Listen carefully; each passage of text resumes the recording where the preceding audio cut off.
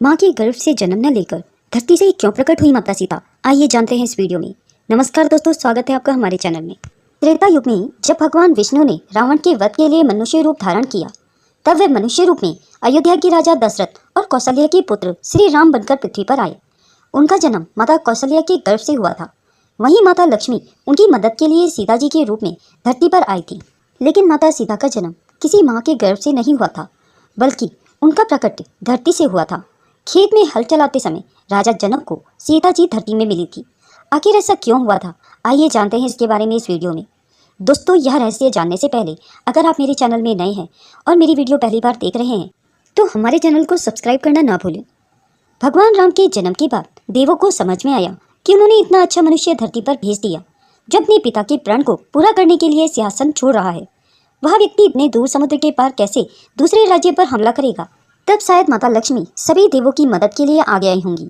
लक्ष्मी जी बोली होंगी कि कोई बात नहीं, मारने वाले को साधारण होना है, लेकिन उसके आसपास तो मदद हो सकती है, तो मैं भी जाती हूँ। दोस्तों, यहाँ मारने वाले को साधारण होना जरूरी था, क्योंकि रावण मनुष्य को तुच्छ समझता था। रावण ने ब्रह्मा जी से वरदान में यह भी मांगा था कि उसे मनुष्य और वानर के अलावा कोई न मार सके। इसलिए भगवान विष्णु ने माता के गर्भ से राम जी के रूप में जन्म लिया था। आखिर क्यों माता सीता को धरती से प्रकट होना पड़ा? क्योंकि देवों ने उनको बताया होगा कि नहीं, आप किसी मानव योनि से पैदा नहीं होंगी। क्योंकि रावण ने मेघनाद के जीवन को सुरक्षित और अच्छा बनाने के लिए सभी ग्रहों को अपने नियंत्रण में रखा है, तो वह जब चाहेगा तो ग्रहों की स्थिति को बदलकर आपकी बुद्धि को भ्रष्ट कर देगा। ग्रह उसके आदेशों पर गति करते हैं, इससे तो बहुत बड़ा अनर्थ हो जाएगा और वह आपको नियंत्रित कर लेगा। इस पर लक्ष्मी जी ने कहा कि माता के गर्भ से पैदा होंगी तो वह नियंत्रित कर लेगा, परंतु मैं तो धरती से प्रकट होंगी।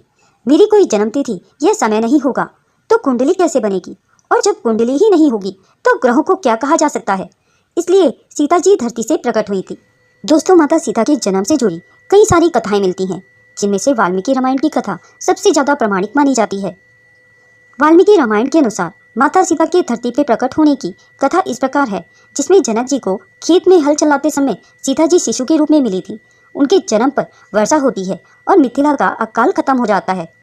दूसरी कथा है ब्रह्मा वैवर्त पुराण के अनुसार विष्णु भक्त वेदवती नामक स्त्री ने रावण को श्राप दिया था कि वह उसकी पुत्री के रूप में जन्म लेगी और उसका सर्वनाश का कारण बनेगी। ऐसी मान्यता है कि वही सीता संतान के रूप में रावण और मंदोदरी के घर में जन्म लेती है, जिसे रावण समुद्र में फेंकता है। देवी वारुणी उस कन्या शिशु को धरती माता को सौंप देती है।